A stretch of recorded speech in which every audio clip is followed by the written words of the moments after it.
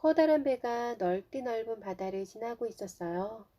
배에는 고향을 떠나 새로운 세계를 찾아가는 사람들이 타고 있었죠. 그 중에는 고향에서 큰 돈을 벌어 떵떵거리며 살던 부자들도 있었어요. 부자들은 더 큰 부자가 되려고 가는 중이었어요. 배가 바다를 가로질러 가는 동안 부자들은 무척 심심해졌어요. 그래서 화려한 옷과 보석으로 한층 치장을 하고는 갑판 위에 모여 자신이 얼마나 부자인지 떠벌이기 시작했죠.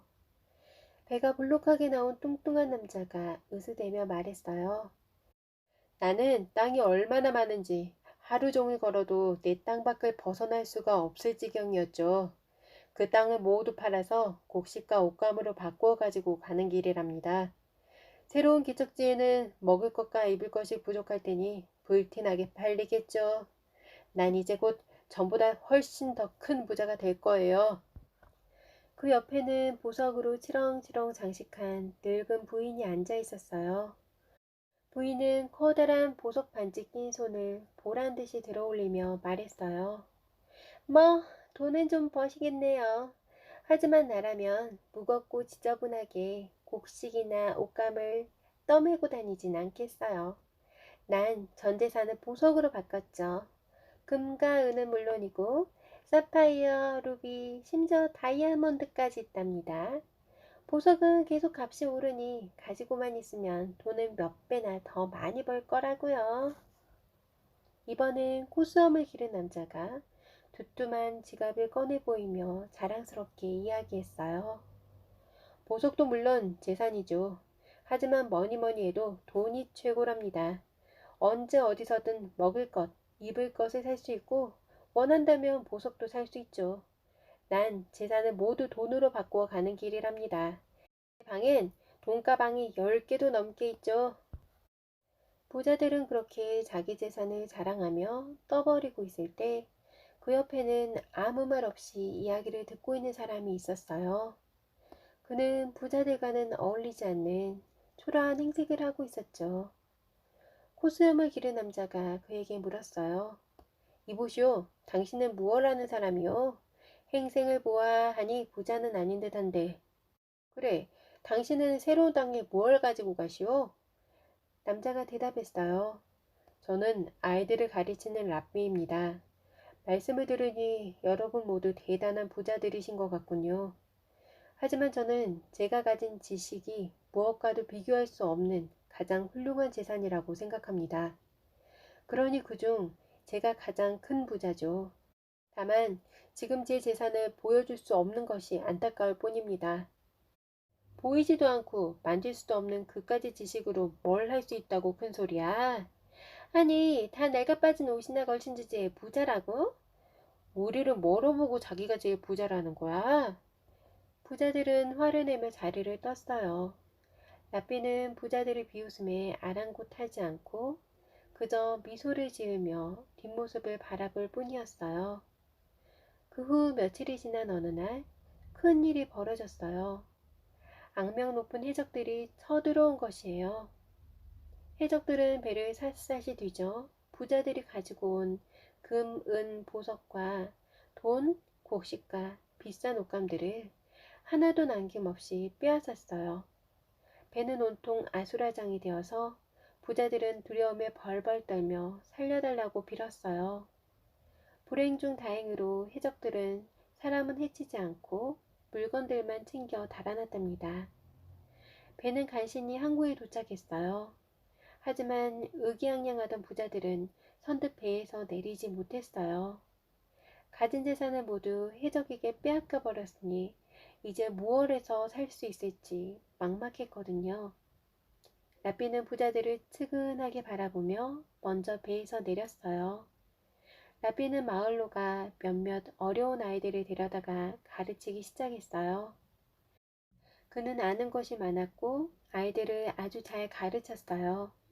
라삐의 높은 학식은 곧 널리 알려졌고 부모들은 앞다투어 아이들을 라삐에게 보냈어요. 라삐는 수업료로 받은 돈을 모아 더 많은 아이들이 즐겁게 공부할 수 있도록 학교를 세웠답니다. 그를 존경하는 사람들도 점점 더 늘었어요. 그렇게 세월이 흘렀어요. 어느 날 라피는 항구를 지나다 우연히 전에 배에 같이 타고 왔던 부자들을 만났어요.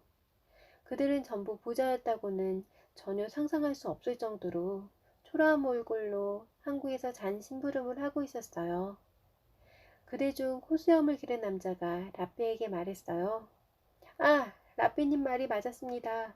우리는 저마다 자기가 큰 부자라고 떠벌였지만 한순간에 가진 재산을 해적들에게 모두 다 빼앗기고 지금은 가진 것은 아무것도 없답니다. 그런데 라페님이 지신 지식은 남에게 빼앗길 일이 없으니 여전히 별 걱정 없이 잘 살고 계시는군요. 라삐님 말대로 지식이 가장 훌륭한 재산인 것 같습니다. 그렇습니다. 지식이야말로 무엇과도 바꿀 수 없는 귀중한 재산이죠. 게다가 누구라도 노력만 하면 얼마든지 얻을 수 있답니다. 라삐는 뚱뚱한 남자와 늙은 부인, 코수염 기른 남자를 학교로 이끌었어요. 배움은 남녀노소를 가리지 않으니까요. 그들은 학교에서 새로운 인생을 다시 시작하게 될 거예요. 이처럼 지식은 누구에게 빼앗길 일도 없고 언제 어디서나 가지고 다닐 수 있답니다. 그래서 그 어떤 재산보다 지식이 중요하다는 말이 생겨났다고 해요. 오랜 옛날 예루살렘에 한 형제가 살았어요. 결혼을 한 형에겐 아내와 두 아들이 있었고 결혼을 하지 않은 동생은 혼자 살고 있었어요. 형제는 함께 농사를 지었답니다. 수확철이 돌아왔어요. 열심히 일한 형제는 밀과 옥수수, 과일을 아주 많이 거두어 들였고 똑같이 절반씩 나누어 가졌어요. 저녁이 되어 집으로 돌아온 동생은 문득 낮에 곡식과 과일을 나눈 일이 떠올랐어요. 아무래도 곡식과 과일을 형과 똑같이 나눈 건 공평하지 못하다는 생각이 들었어요. 형님은 딸린 가족이 셋이나 되니 혼자 사는 나보다 먹을 것이 훨씬 더 많이 필요할 거야. 게다가 아이들을 입히고 가르치느라 돈도 더 많이 필요할 텐데 곡식과 과일을 똑같이 나누다니 내가 너무 생각이 짧았어. 생각할수록 형에게 미안한 마음이 들었어요. 곰곰이 생각하던 동생은 자리에서 벌떡 일어나 곳간으로 갔어요. 그리고 곡식과 과일이 들어있는 자루를 어깨에 짊어지고 형네 집을 향해 길을 나섰어요. 밤하늘에는 달과 별이 밝게 빛나고 있었어요. 꽤 먼 길을 가면서도 동생은 하나도 힘이 들지 않았어요. 그래, 이제라도 들여서 다행이야. 형님이 알면 분명 받으려고 하지 않을 테니 몰래 놓고 나와야지. 동생은 혼잣말을 하며 빙그레 미소를 지었어요. 형네 집에 도착한 동생은 들킬까봐 살금살금 곳간문을 열고 들어가 지고 온 자루를 놓고 나왔어요. 그리고는 가벼운 발걸음으로 집으로 돌아왔답니다. 한편 동생이 다녀가는 사이 형도 동생 생각을 하고 있었어요. 형 역시 수확한 것을 동생과 똑같이 나눈 게 못내 미안했어요. 나는 나중에 늙으면 돌봐줄 아들이 둘이나 있지만 동생은 혼자라서 보살펴줄 사람도 없잖아. 그러니 지금부터 미리 준비해야 할 거야. 게다가 장가라도 가려면 돈도 모아야 될 텐데. 그래, 동생 몰래 곡식과 과일을 가져다 놓고 와야겠어. 형은 그 길로 곡식과 과일이 든 자루를 메고 집을 나섰어요. 들판을 지나 작은 시냇물을 건너 동생네 곳간에 가서 몰래 자루를 내려놓고 집으로 돌아왔어요. 그리고는 기쁜 마음으로 달게 잠을 잤답니다. 다음 날 아침 동생은 곳간을 보고서는 깜짝 놀랐어요. 아니, 이게 도대체 어떻게 된 일이지? 곡식과 과일이 그대로잖아. 어젯밤 분명히 형님네 곳간에 가져다 놓았는데.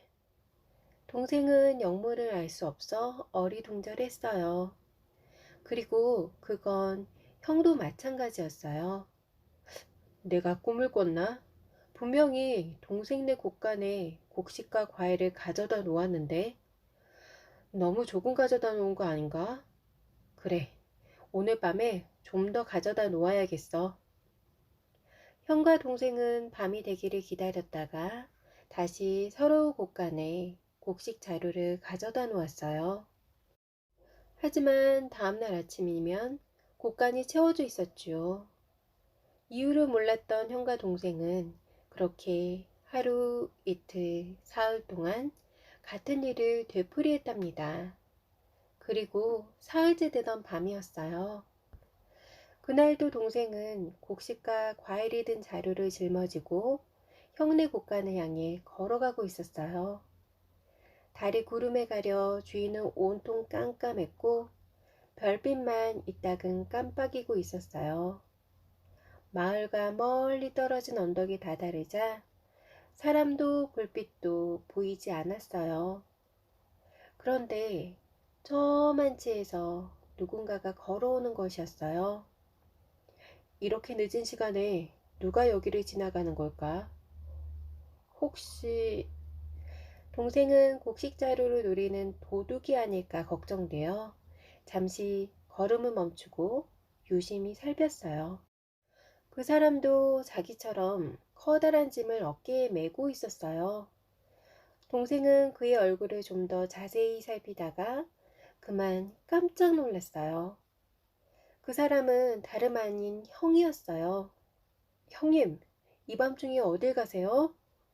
동생이 놀라 형에게 물었어요. 아니, 그럼 넌 웬일이냐? 그리고 등에 짊어진 건 뭐고? 형도 화들짝 놀라며 동생이 등에 짊어진 자루를 가리켰어요. 두 사람은 잠시 아무 말도 하지 못하고 서로를 바라보았어요. 밤마다 자루를 옮겨 놓아도 왜 곳간의 곡식과 과일이 그대로였는지 비로소 깨닫게 된 거죠. 형제는 등에 짊어진 자루를 내려놓고 서로 부둥켜 안았어요. 그리고는 밤하늘에 빛나는 별빛보다 더 맑은 눈물을 흘렸답니다. 그 후 형제의 이야기는 널리 알려졌어요. 형제가 서로 부둥켜 안고 울었다고 전해지는 곳은 지금까지도 예루살렘에서 가장 고귀한 장소로 꼽힌답니다.